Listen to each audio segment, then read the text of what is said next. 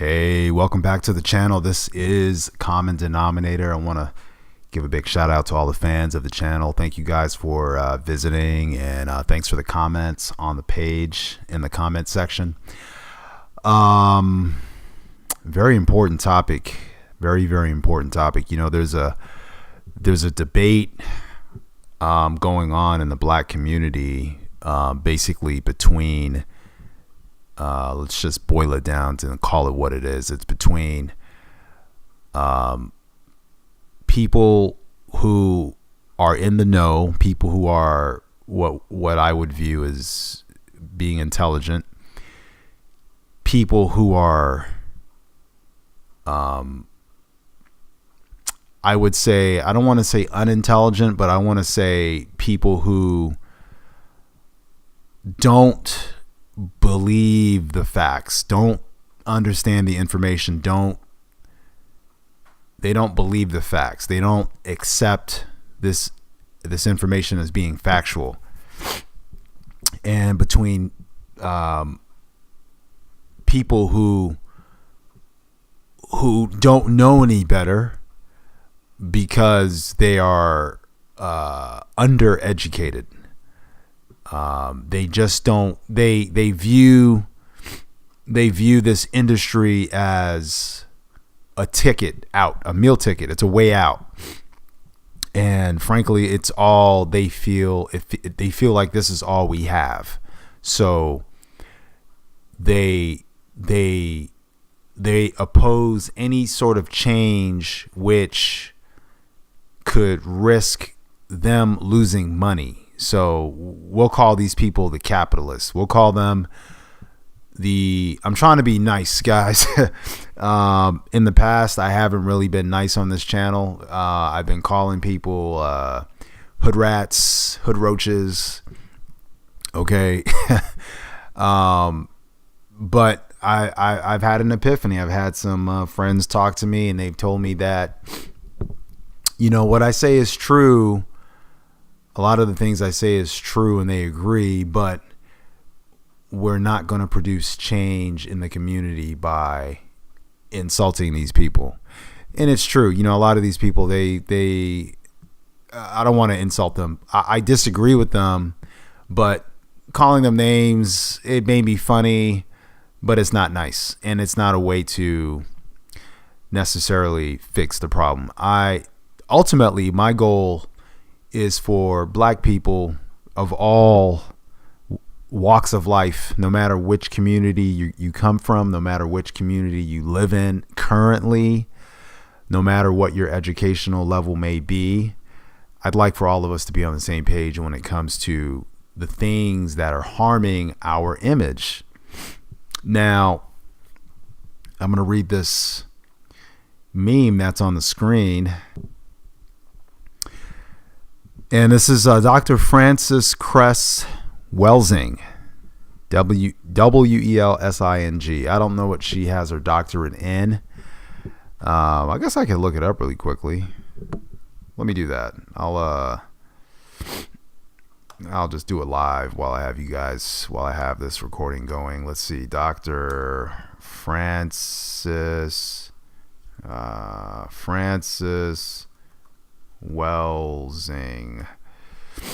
You know, sometimes we just look online and we find wow, okay, I'm glad I actually did this, okay? Because this makes perfect sense. Frances Welsing is she's a psychiatrist. She's a doctor. She's a medical doctor who studies the mind. Okay.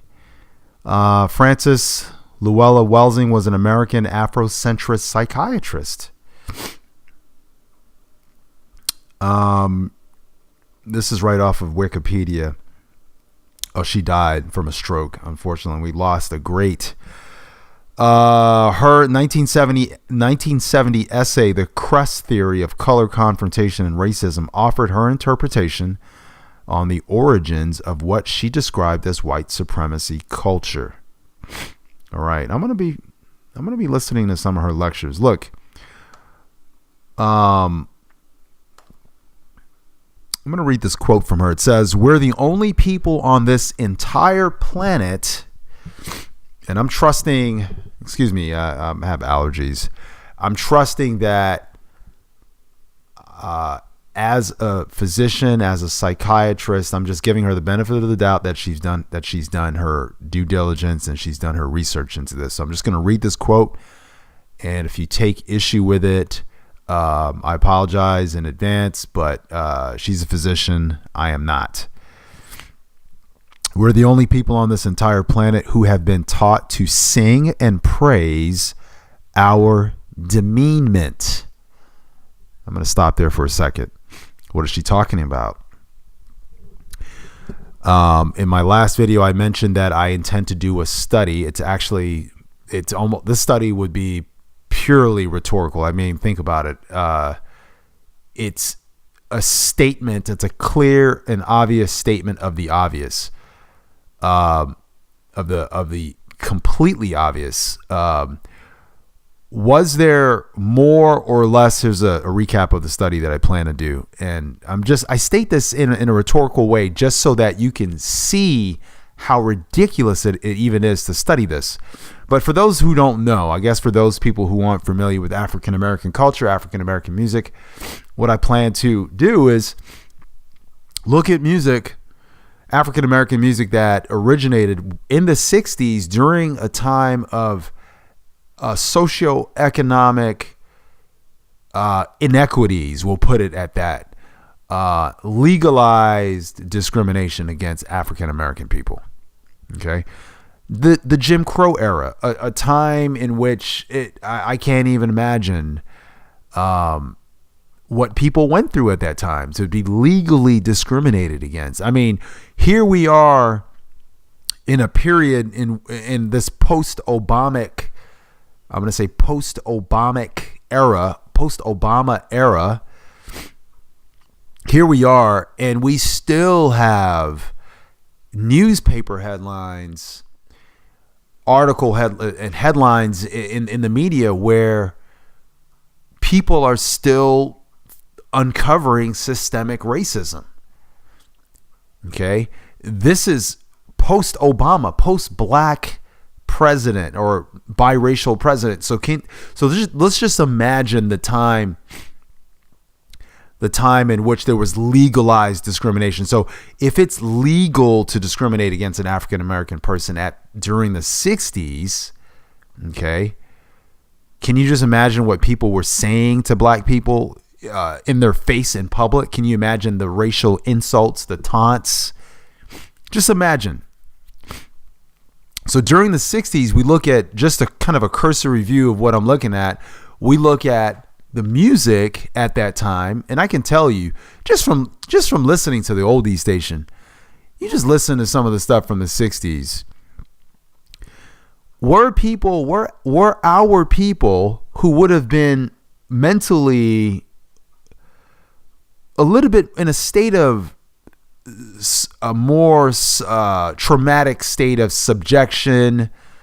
We're being subjugated by a group. We're being openly discriminated against, and it's legal. Just try to imagine the mind state. We have young African-American people today talking about, the few instances of racism that are highlighted by the news and that are broadcast across the airwaves, and they're very important indicators. But like, it could be literally one old man who's like in his 80s doing something bad to a black person.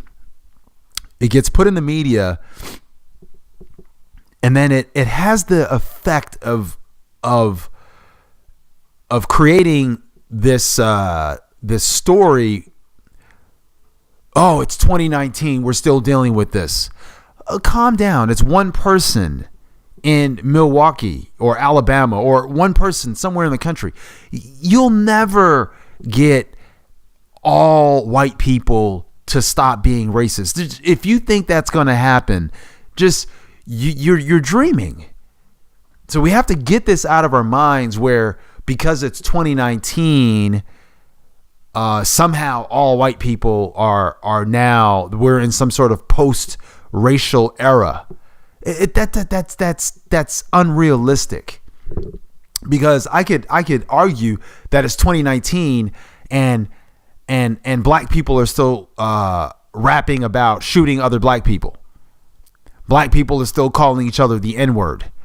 And that's the comparative aspect of the study. The comparative aspect of the study was to show that in the 60s, during this terrible time of oppression and open discrimination and lynchings and all this horrible stuff was going on, that black people were actually making more positive music where we actually celebrated ourselves, our culture.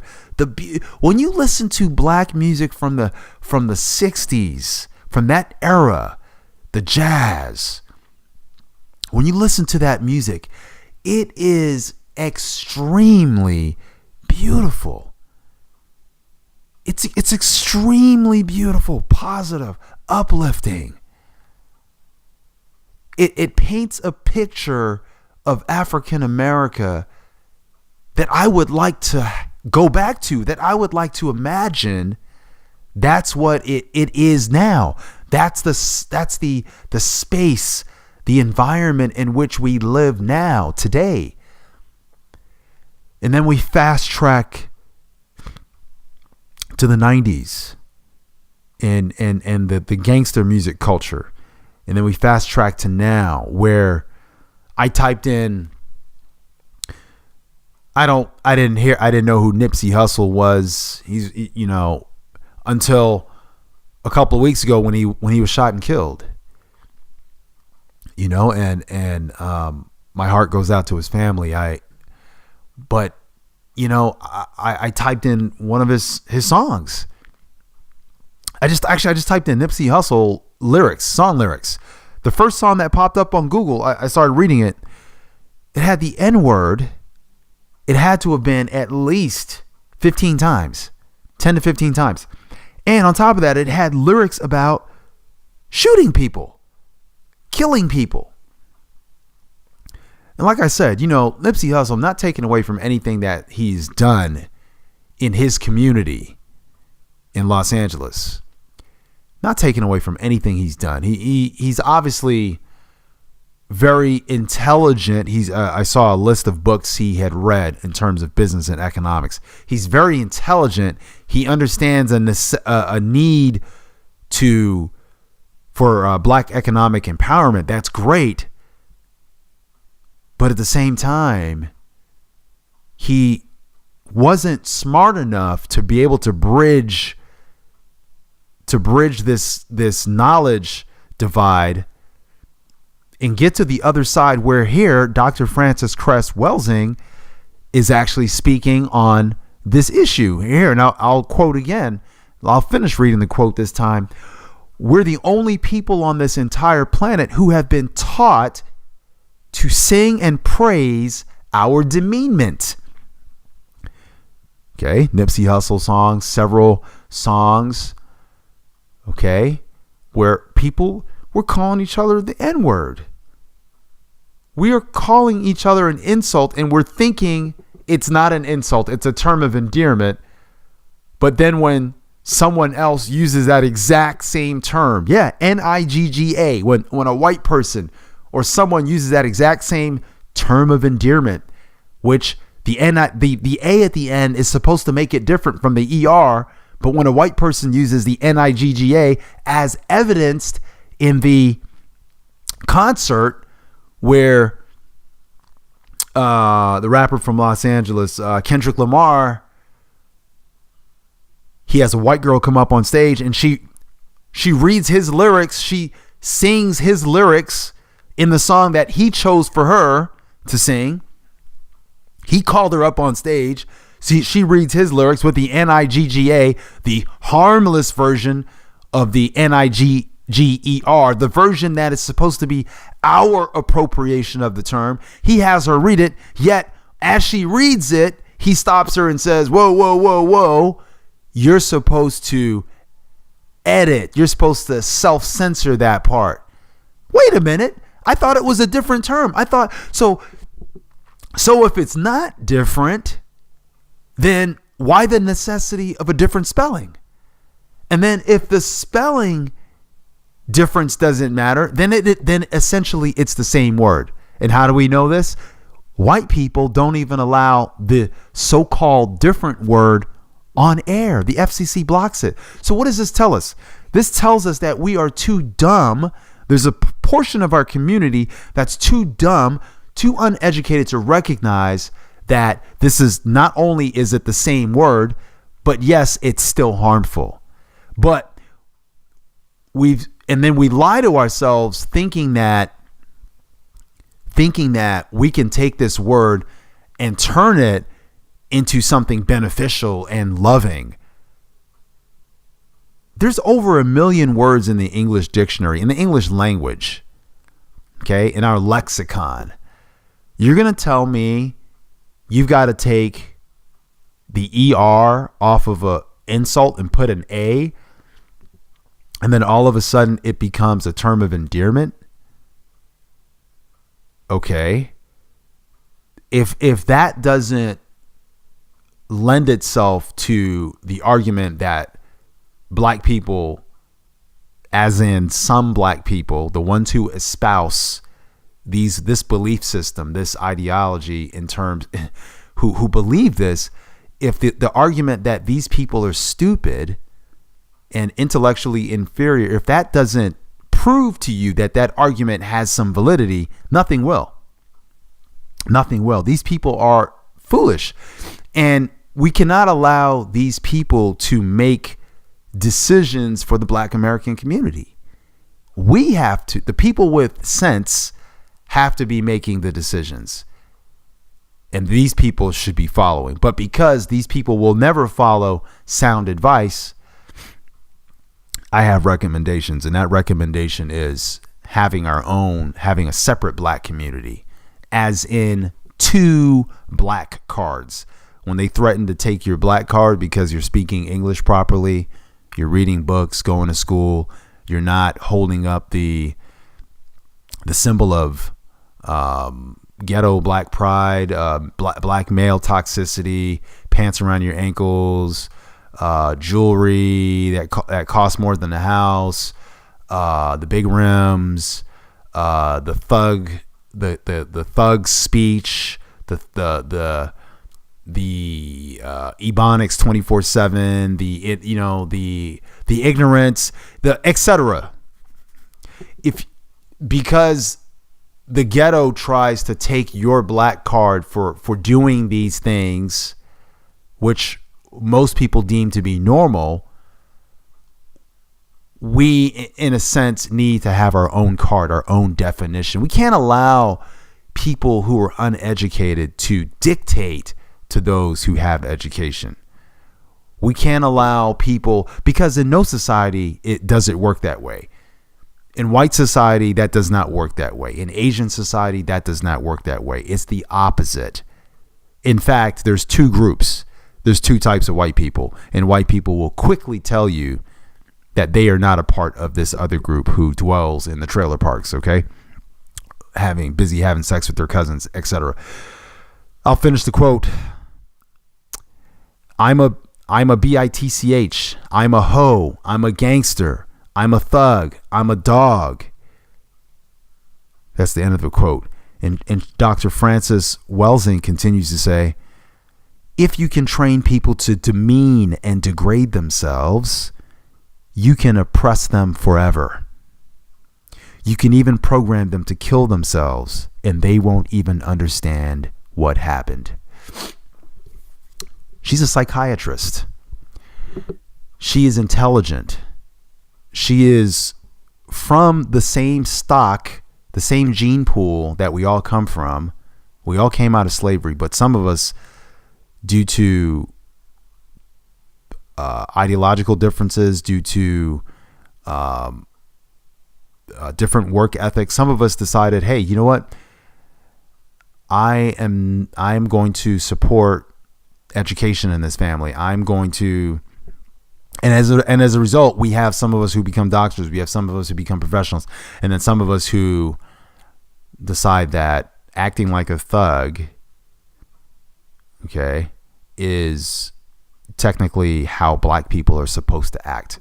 And then when they see people of other races acting in the same foolish way that they act, dressing the same foolish way, they say that these people, they insult themselves and say that these people are acting black. They insult the entire race, all of us, by saying that these people are acting black when essentially those people are just acting like fools. That's it. There's no acting black. That's an insult. That's an insult. It's acting foolish, acting thuggish, acting lowlife, not acting black. Okay, acting black is Dr. Welsing is black. Okay, how come we don't have a designation for her? Her type of behavior is acting black. The default for acting black should be acting like Dr. Welsing, to be honest. But because of the ghetto community and its love for the street and the ways of the street, they sing about crime, they sing about shooting people, the love of the N-word, the usage of the N-word, because of their determination, their will to keep this word alive, to keep it in their vernacular, to teach their kids, to talk to their kids with this word, because of their foolish belief system that this word is somehow a term of endearment. They've essentially created a community for themselves. And if you try to separate from them, they say you're selling out. But no, we're not selling out. You've sold out. You have sold yourself out to ignorance. Okay, that's it. So I just want you to, I'm going to end this. I could go on and on. I just want you to think about our beautiful culture, where we've come from, the accomplishments we've had as a race, the inventions. You know, I need to do a video on that.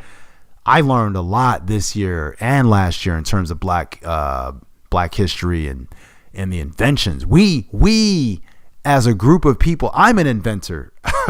I'm looking at my invention right now. It's sitting on the sofa. I've invented things. We as a people are very, very, we're in a good place. We just don't know. We just don't realize our power. We just don't realize our intellect. But we need to, once we realize this, we're going places. We've invented some things in this country that are in use right now.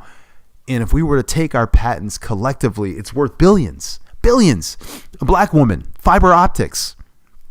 Fiber optics is like, the entire modern world is built on that. A black woman invented fiber optics, a scientist, MIT scientist. I mean, when you think about that, it's incredible. And we need to focus on that more than what Dr. Welsing's talking about here. These people, she's alluding to the music, okay? And the entertainment where we are our comedians using the N-word in mixed company. With white people present, using the N-word. You know, I was listening to some Cat Williams the other day, and you know, he was fine up until he started using the N-word and referring to his own people as the N-word in public in mixed company. Some black people, I was listening to I went to some stand-up comedy. I was actually listening to a podcast. What's her name? There's a black woman. I forget her name, but she mentioned on her podcast that she recently decided she wasn't going to use the N-word in mixed company. Okay, so you see people they're starting to wake up, and she's intelligent. She's got her degree, but people are starting to wake up and realize this N-word thing, this is powerful. You should not be reinforcing this word for white people to use against us. It's insane.